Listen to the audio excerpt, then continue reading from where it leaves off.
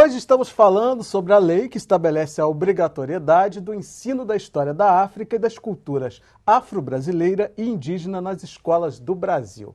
Esse papo é com a mestra em Educação e coordenadora pedagógica da Rede Pública de Ensino do Estado do Rio de Janeiro, Carla Lopes. Carla, você ainda é criadora e coordenadora do programa de reflexões e debates para a consciência negra? Sim. O que é exatamente isso? O programa de reflexões e debates para a consciência negra é uma metodologia de implementação da Lei 10.639 na rede de ensino para o ensino médio. Nós criamos essa proposta como no formato projeto político-pedagógico e ele começou a ser implementado nessa escola, no Colégio Estadual Professor Souza da Silveira, em Quintino Bocaiúva, na zona norte do estado do Rio, aliás, da cidade do Rio de Janeiro, a partir de 2005. Todas as disciplinas, fosse história, química, educação artística, educação física, língua estrangeira, no caso inglês, e mesmo em francês, que nós tivemos disciplina de francês, eles trabalharam com conteúdos de história africana, cultura afro-brasileira e história e também cultura indígena. De 2005 até 2009, o Programa de Reflexões e Debates para a Consciência Negra foi o projeto político-pedagógico dessa unidade escolar.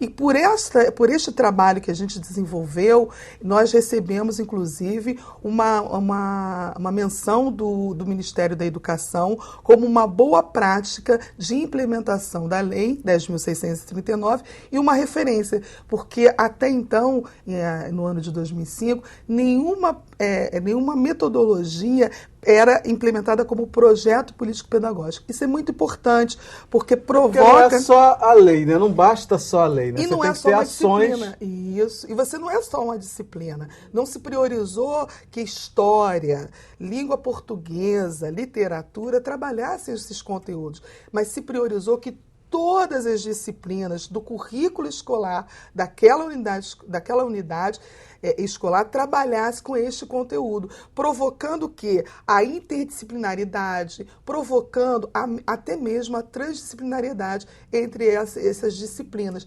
Isso foi fundamental para o aluno compreender que esses conteúdos não eram uma disciplina à parte, isolado. Né? Ele fazia e faz parte do seu cotidiano. E faz parte da vida dele como um todo, né? Da vida de todos nós. Então, essa metodologia, o programa, como projeto político-pedagógico, ela foi extremamente exitosa no sentido de que nós conseguimos fazer com que alunos e professores trabalhassem este conteúdo. Eu tive alunos que, depois de terminado o ensino médio, retornaram à unidade escolar para fazer estágio de licenciatura de docência, hein?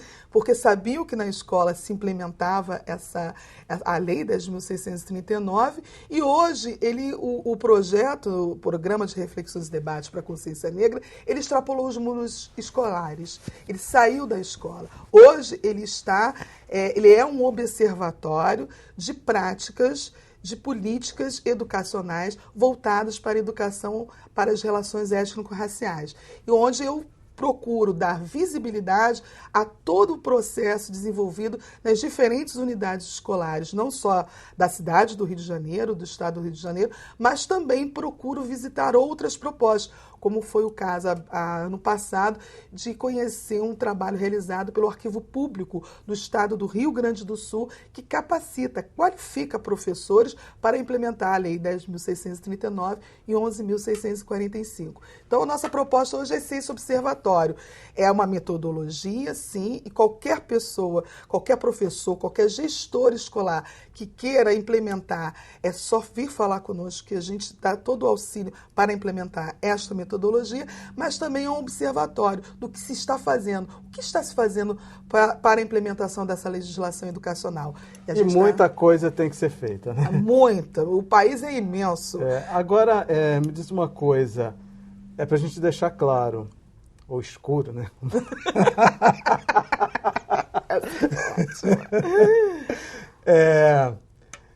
Essa lei é para as escolas públicas e privadas, né? É para todo o sistema de ensino brasileiro. Todo o sistema do Oiapoque ao Chuí, norte, sul, leste, oeste. Não tem como fugir. Inclusive, os livros didáticos que são distribuídos pelo governo federal, eles também são escolhidos a partir dos conteúdos que atendam à legislação educacional. Então, você falou questão de livros, né, que atendam esse conteúdo. Como fica a questão do Monteiro Lobato, Caçadas de Pedrinho, como livro didático nas escolas? Para quem não sabe, né, esse livro tem citações consideradas racistas, né? E eugênicas, né, como bem lembrou a professora, como bem assinala a professora Elisa Lar.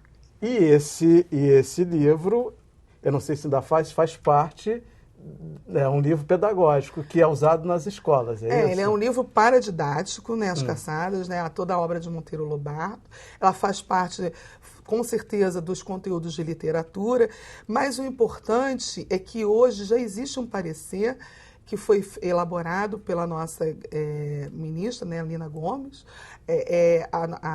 que explica, que dá todo um detalhamento sobre cada um desses pontos racistas que estão colocados nessa obra.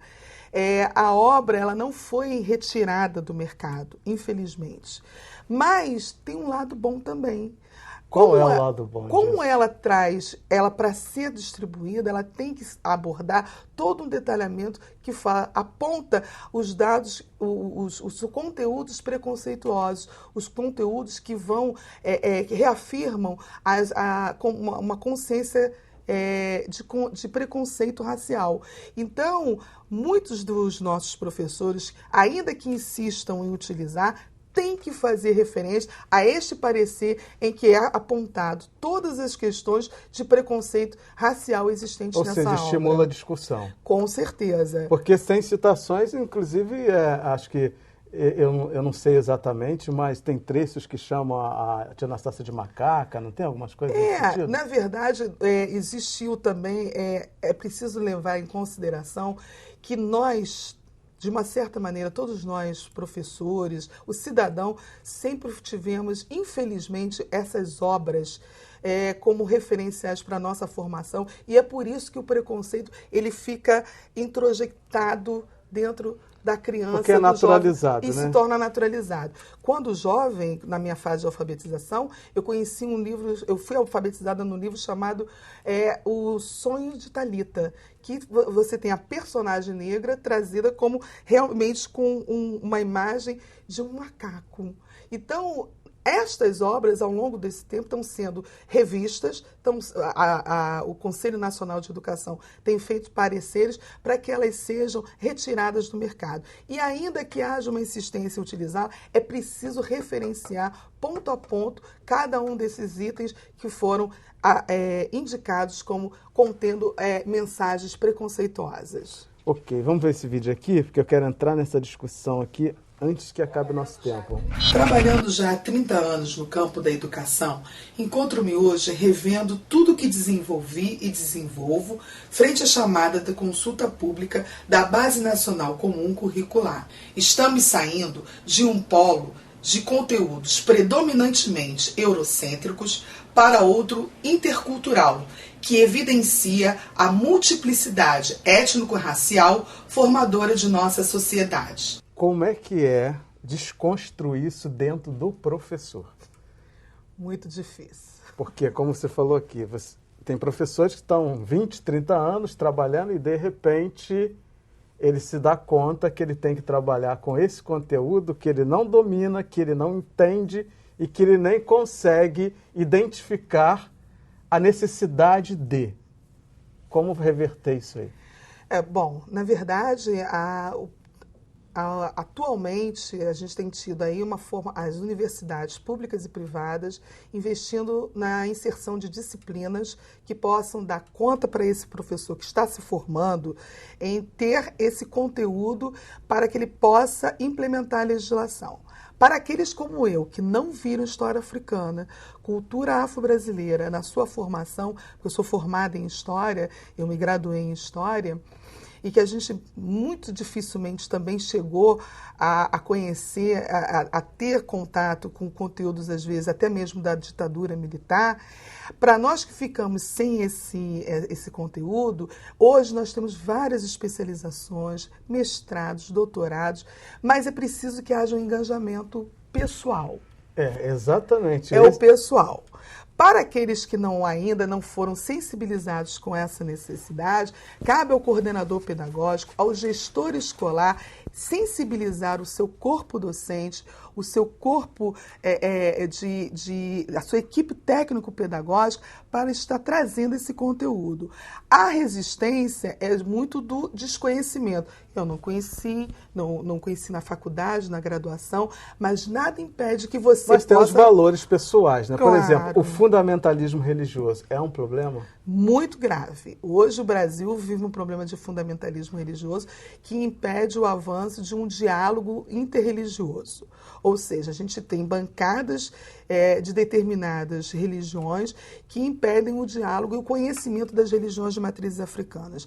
É impossível conhecer a história africana e a cultura afro-brasileira sem conhecer as religiões de matrizes africanas. Por quê? Porque faz parte da cosmovisão dessa civilização, que está aqui há pelo menos cerca de 400 anos conosco e que formou e que forma a nossa sociedade. O jeito de eu falar, o jeito de eu me vestir, a forma como nós lidamos cotidianamente, isso está impregnado dessa história africana, dessa cultura afro-brasileira que também é impregnada e ela é eminentemente uma cultura também religiosa. Então, o professor ele se sente às vezes entre dois caminhos. Ou ele realmente desconhece, ou ainda ele quer abordar, mas ele se sente impedido porque haverá uma reação, seja da sua comunidade escolar, do seu aluno, de pais, ou ainda do próprio colega. Olha, você vai fazer isso, mas é preciso vencer essas barreiras. O conhecimento. Como fazer isso? O conhecimento. Conhecer a legislação, conhecer todos esses trabalhos que têm sido desenvolvidos ao longo desses anos todos. A gente não está aqui, a lei ela foi promulgada em 2003, nós já estamos em 2016, são 13 anos, tem muita produção. O mercado editorial brasileiro já tem grandes obras, você tem editoras especializadas nesse conteúdo, seja para um nível superior, para o professor montar a sua aula, seja como material paradidático, para poder ele trabalhar com seus alunos em sala de aula, atividades, você tem experiências, existe no próprio Ministério da Educação, se o professor quiser, ele pode ir no Ministério da Educação, existe um link lá onde ele vai ter toda experiências, planos de aula. Além disso, existem trabalhos como eu e tantos outros que postam numa página do Facebook, como é o Programa de Reflexões e Debates para a Consciência Negra, conteúdos, referências bibliográficas. É preciso apenas você se apossar desse conhecimento. O conhecimento nos liberta, o conhecimento nos dá condições de mudar, de transformar essa sociedade. Então, é preciso ter o quê? Primeiro, o desejo de querer transformar, o desejo de querer conhecer para poder efetivamente implementar a Lei 10.639. Muito obrigado. Obrigado por ser esse canal aí de libertação, de estar levando para as pessoas, para os seus colegas, para os professores, para os seus alunos e para todos nós essa possibilidade de construirmos uma vida melhor, mais fraterna, onde negros e brancos e índios e todos sejam respeitados nessa sociedade, porque todos nós a construímos. Muito obrigado. Obrigada a você, obrigado imensamente a esse programa, que é também uma referência para todos aqueles que trabalham com a Lei 10.639 e 11.645. Muito obrigado. Hoje eu conversei com a mestra em Educação e coordenadora pedagógica da Rede Pública de Ensino do Estado do Rio de Janeiro, Carla Lopes. E se você não conseguiu assistir tudo, fique tranquilo. É só acessar www.alerj.rj.gov.br ou cultine.com.br. Obrigado pela companhia e até o próximo encontro. Eu te espero.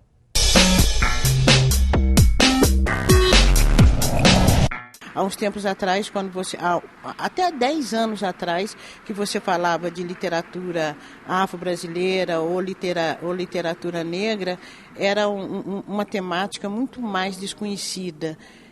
principalmente dentro da academia. Hoje não é que esteja dentro daquilo que a gente, não é nem daquilo que a gente sonha, mas do que a gente merece. Eu acho que ainda está longe do que a gente merece. Mas, sem sombra de dúvida, eu acho que já há uma expansão de conhecimento nesse campo.